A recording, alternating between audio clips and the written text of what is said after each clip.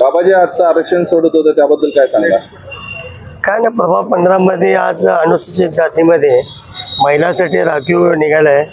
त्यानुसार गेल्या वेळेस माझे मिसेस वैष्णवी करगुळे या निवडून आले होते। आज त्यांनी पुन्हा एकदा त्यांना संधी भेटणार असं आम्हाला वाटतंय।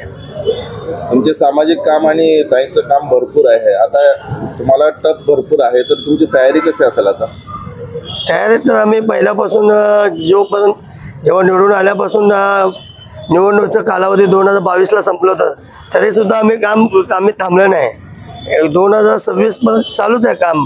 आणि आता मग पुढचे कामं असतील, समाज असतील, प्रभागातील हर एक मोहल्ला, हर एक घर, हर एक गल्ली आम्हाला माहीत आहे।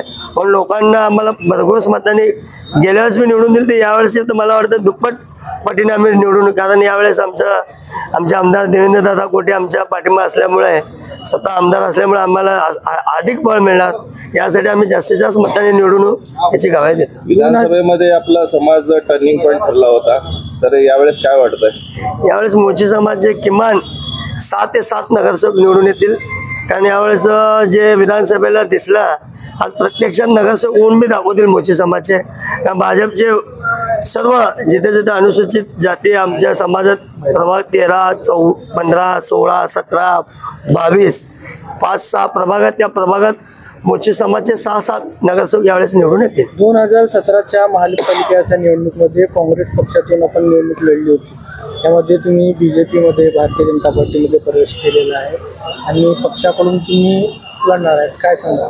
हां, गेल्या वेळेस काँग्रेसकडनं आम्ही लढलो होतो, यावेळेस आता BJPकडनं आम्ही लढणार आहोत। आणि आम्ही विधानसभेला आमच्या समाजाचं कोणाला तर एकाला उमेदवार द्या म्हटलं होतं, ते उमेदवार न दिल्यामुळे मोची समाज संपूर्ण नाराज होऊन भाजपात गेला।